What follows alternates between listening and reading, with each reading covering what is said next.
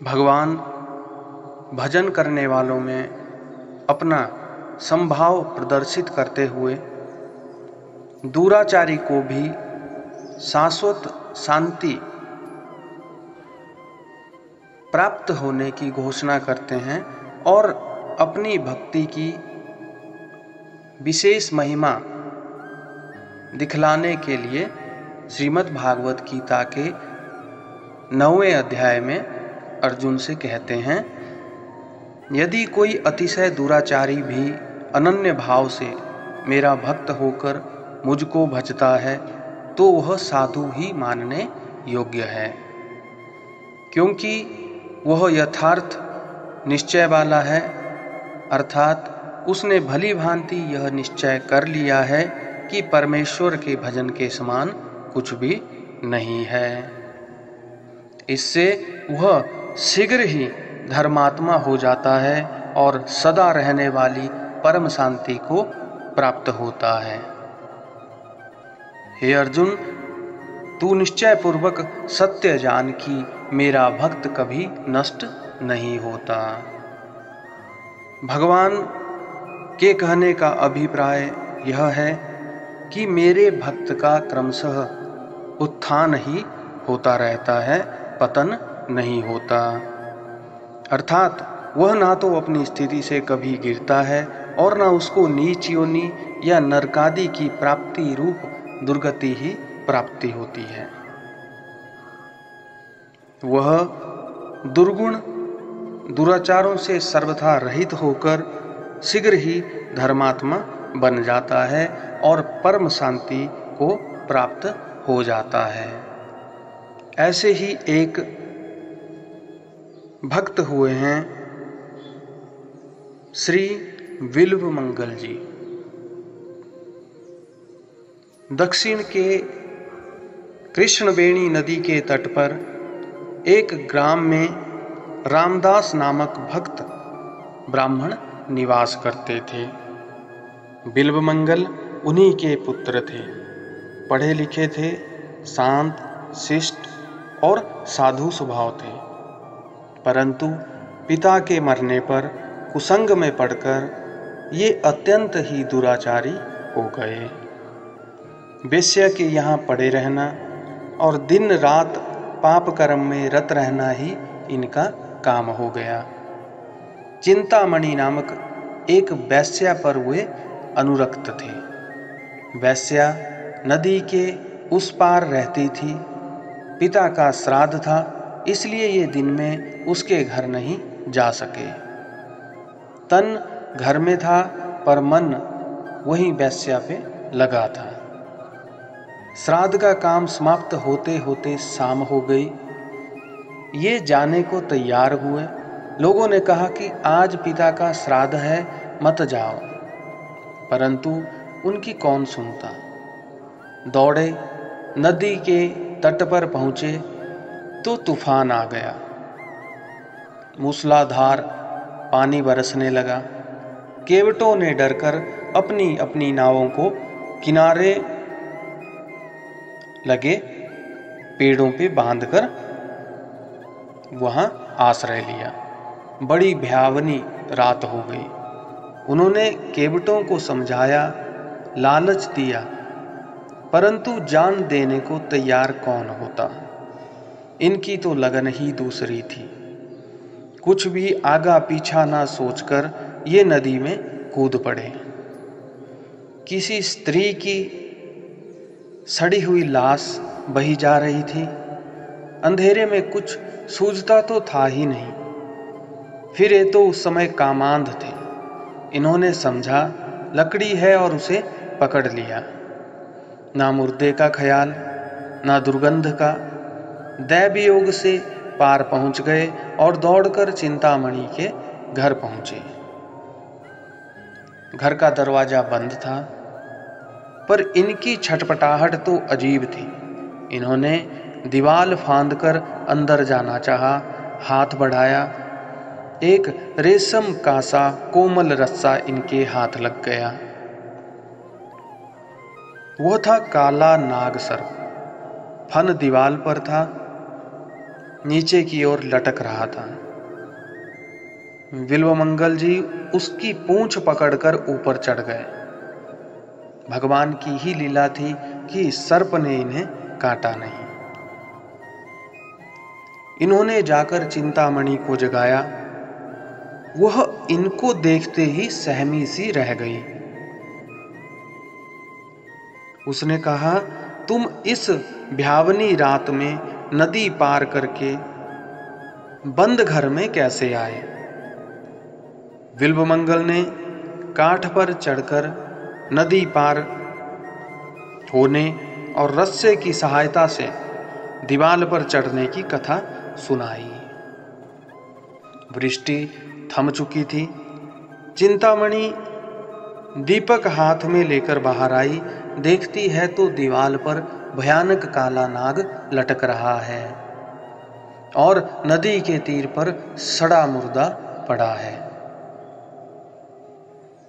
बिल्वमंगल ने भी देखा और देखते ही वे कांप उठे।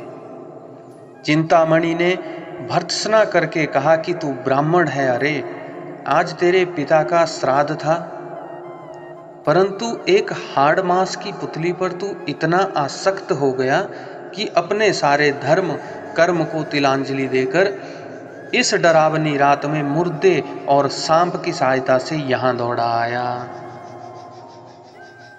तू आज जिसे परम सुंदर समझकर इस तरह पागल हो रहा है, उसकी भी एक दिन तो वही दशा होने वाली है जो तेरे आंखों के सामने पड़े इस सड़े गले मुर्दे की है। धिक्कार है तेरी इस नीच वृत्ति को। अरे, यदि तू इसी प्रकार उस मनमोहन श्याम सुंदर पर आसक्त होता, यदि उससे मिलने के लिए यूं छटपटाकर दौड़ता, तो अब तक उसको पाकर अवश्य ही कृतार्थ हो चुका होता। वैश्या के उपदेश ने जादू का काम किया। बिल्वमंगल की हृदय तंत्री नवीन सुरों से बज उठी। विवेक की आग धधकने लगी। उसने उसके कलमश को जला दिया। अंतःकरण की शुद्धि होते ही भगवत प्रेम का समुद्र उमड़ा और उनकी आंखों से अश्रुओं की अजस्त्र धारा बहने लगी।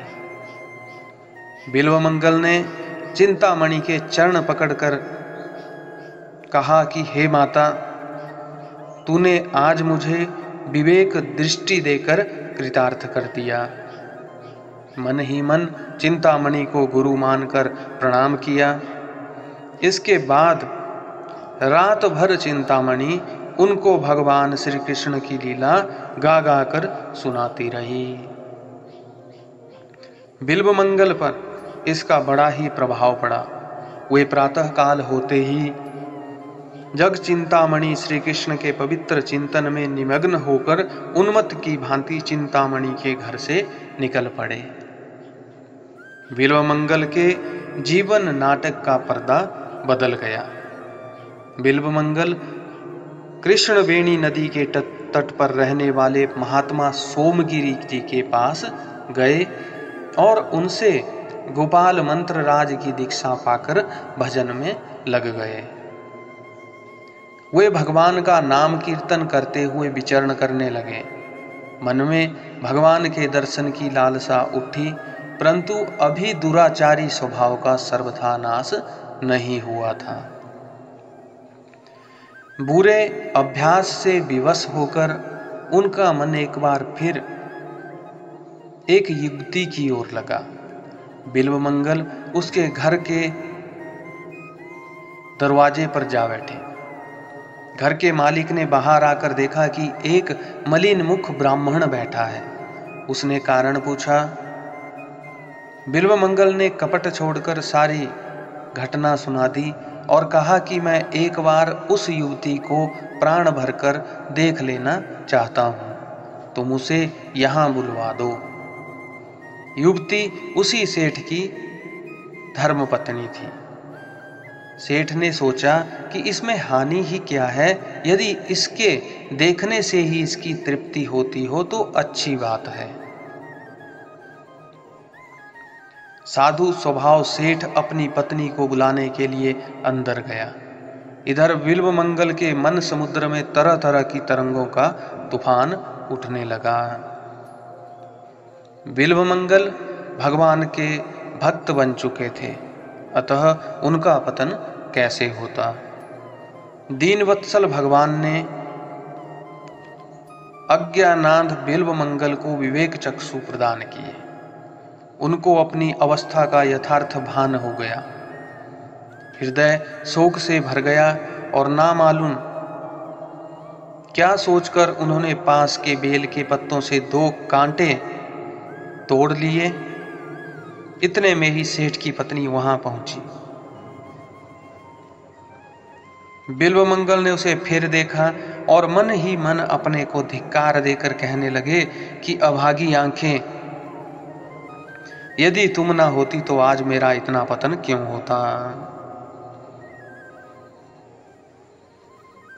इतना कहकर बिल्वमंगल ने, चाहे यह उनकी कमजोरी हो या कुछ, उस समय उन चंचल नेत्रों को दंड देना ही उचित समझा और तत्काल उन दोनों कांटों को अपनी दोनों आंखों में भोंक लिया। आंखों से रुधिर की धारा बहने लगी। बिल्वमंगल हंसते और नाचते हुए तुमुल हरिध्वनि से आकाश को गुंजाने लगे। सेठ को और उनकी पत्नी को बहुत दुख हुआ, परंतु वे बेचारे निरुपाय थे। बिल्वमंगल का बचा खुचा चित्तमल भी आज सारा नष्ट हो गया और अब तो वे उस अनाथ के नाथ को अति शीघ्र पाने के लिए अत्यंत ही व्याकुल हो उठे। परम प्रियतम श्री कृष्ण के वियोग की दारुण व्यथा से उनकी फूटी आंखों ने 24 घंटे आंसुओं की झड़ी लगा दी। ना भूख का पता है, ना प्यास का, ना सोने का ज्ञान है और ना जागने का। कृष्ण कृष्ण की पुकार से दिशाओं को गुंजाते हुए बिल्वमंगल जंगल जंगल और गांव गांव में घूम रहे हैं। जिस दीन बंधु के लिए जानबूझकर आंखें फोड़ी, जिस प्रियतम को पाने के लिए ऐसो आराम पर लात मारी, वह मिलने में इतना विलंब करे, यह भला किसी से कैसे सहन हो। ऐसी दशा में प्रेममय श्री कृष्ण कैसे निश्चिंत रह सकते हैं। एक छोटे से गोप बालक के वेश में भगवान बिल्वमंगल के पास आकर अपनी मुनिमन मोहिनी मधुर वाणी से बोले, सूरदास जी, आपको बड़ी भूख लगी होगी, मैं आपके लिए कुछ मिठाई लाया हूं, जल भी लाया हूं, आप इसे ग्रहण कीजिए। बिल्वमंगल के प्राण तो बालक के उस मधुर स्वर से ही मोहे जा चुके थे। उसके हाथ का दुर्लभ प्रसाद पाकर तो उनका हृदय हर्ष के हिलोरों से उछल उठा। बिल्वमंगल ने बालक से पूछा, भैया तुम्हारा घर कहाँ है, तुम्हारा नाम क्या है और तुम क्या करते हो। बालक ने कहा, मेरा घर पास ही है, मेरा कोई खास नाम नहीं, जो मुझे जिस नाम से पुकारता है मैं उसी से बोलता हूं। गायें चराता हूं, मुझसे जो प्रेम करते हैं मैं भी उनसे प्रेम करता हूं। बिल्वमंगल बालक की मधुर वाणी सुनकर विमुग्ध हो गए। बालक जाते जाते कह गया कि मैं रोज आकर आपको भोजन करवा जाया करूंगा। बिल्वमंगल ने कहा, अब बड़ी अच्छी बात है, तुम रोज आया करो। बालक चला गया और बिल्वमंगल का मन भी साथ लेता गया। बालक रोज आकर भोजन करा जाता। बिल्वमंगल ने यह तो नहीं समझा कि मैंने जिसके लिए फकीरी का बहाना लिया और आंखों में कांटे चुभाए, यह बालक वही है। परंतु उस गोप बालक ने उनके हृदय पर इतना अधिकार अवश्य जमा लिया कि उनको दूसरी बात का सुनना भी असह्य हो गया। एक दिन बिल्वमंगल मन ही मन विचार करने लगे कि सारी आफतें छोड़कर यहां तक आया और यहां यह नई आफत लग गई। स्त्री के मोह से छूटा तो इस बालक के मोह में फंस गया। यूं सोच ही रहे थे कि वह रसिक बालक उनके पास आकर बैठा।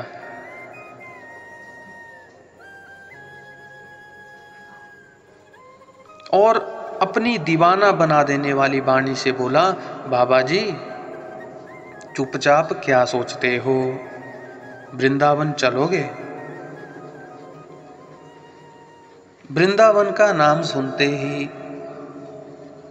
बिल्वमंगल का हृदय हरा हो गया, परंतु अपनी असमर्थता प्रकट करते हुए बोले कि भैया मैं अंधा वृंदावन कैसे जाऊं? बालक ने कहा, यह लो मेरी लाठी, मैं इसे पकड़े पकड़े तुम्हारे साथ चलता हूं। बिल्वमंगल का चेहरा खिल उठा। लाठी पकड़कर भगवान भक्त के आगे आगे चलने लगे। धन्य दयालुता, भक्त की लाठी पकड़कर मार्ग दिखलाते हैं। थोड़ी ही देर में बालक ने कहा, लो वृंदावन आ गया, अब मैं जाता हूं। बिल्वमंगल ने बालक का हाथ पकड़ लिया। हाथ का स्पर्श होते ही सारे शरीर को बिजली का झटका लगा, मानो सारे शरीर में बिजली की लहर सी दौड़ गई। सात्विक प्रकाश से सारे द्वार प्रकाशित हो उठे। बिल्वमंगल ने दिव्य दृष्टि पाई और उन्होंने देखा कि बालक के रूप में साक्षात मेरे श्याम सुंदर ही हैं। बिल्वमंगल का शरीर पुलकित हो उठा। आंखों से प्रेम के आंसुओं की अनवरत धारा बहने लगी। भगवान का हाथ उन्होंने और भी जोर से पकड़ लिया और कहा कि अब पहचान लिया है, बहुत दिनों के बाद पकड़ सका हूं प्रभु, अब नहीं छोड़ने का। भगवान ने कहा, छोड़ते हो कि नहीं? बिल्वमंगल ने कहा, नहीं, कभी नहीं, त्रिकाल में भी नहीं। भगवान ने जोर से झटका देकर हाथ छुड़ा लिया। भला जिसके बल से बलान्विता होकर माया ने सारे जगत को पददलित कर रखा है, उसके बल के सामने बेचारे अंधे बिल्वमंगल क्या कर सकते थे? पर उन्होंने एक ऐसी डोरी से उनको बांध लिया था कि जिससे छूटकर जाना उनके लिए बड़ी टेढ़ी बात थी। हाथ छुड़ाते ही बिल्वमंगल ने कहा, जाते हो पर स्मरण रहे। हस्तमुत क्षिप्य या तो असि बलात् कृष्ण किम अद्भुतम हृदयादादि निर्यासी पौरुषम गणयामि ते। हे कृष्ण, तुम बलपूर्वक मुझसे हाथ छुड़ाकर जाते हो, इसमें क्या आश्चर्य है? मैं तुम्हारी वीरता को तो तब समझूं जब तुम मेरे हृदय से निकल कर जाओ। बिल्वमंगल अत्यंत दुराचारी थे। भक्त बने और पतन का कारण सामने आने पर भी बच गए। तथा अंत में भगवान को प्राप्त करके कृतार्थ हो गए। वृंदावन जाते समय इन्होंने रास्ते में भावावेश के समय जिन मधुर पद्यों की रचना की, उन्हीं का नाम श्री कृष्ण करणामृत है। उसके पहले ही श्लोक में चिंतामणि को गुरु बताकर उनकी इन्होंने वंदना की है।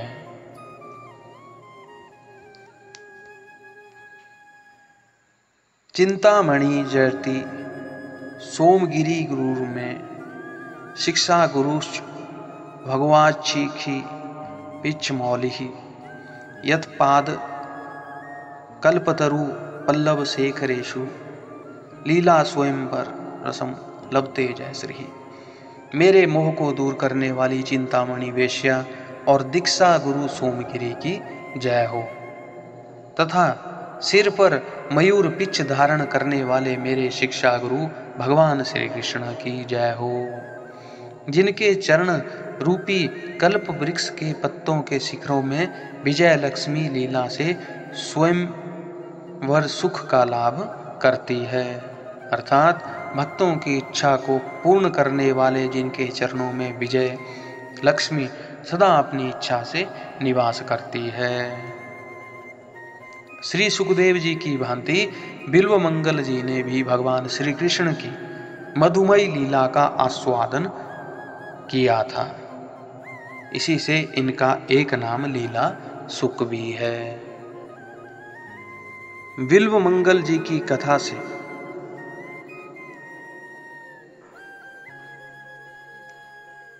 यह प्रमाणित होता है कि भगवान का भक्त जो चाहे कितना भी अतिशय दुराचारी भी क्यों ना हो,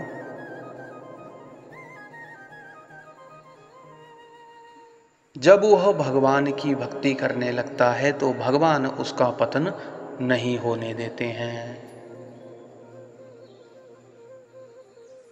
भगवान की भक्ति में वह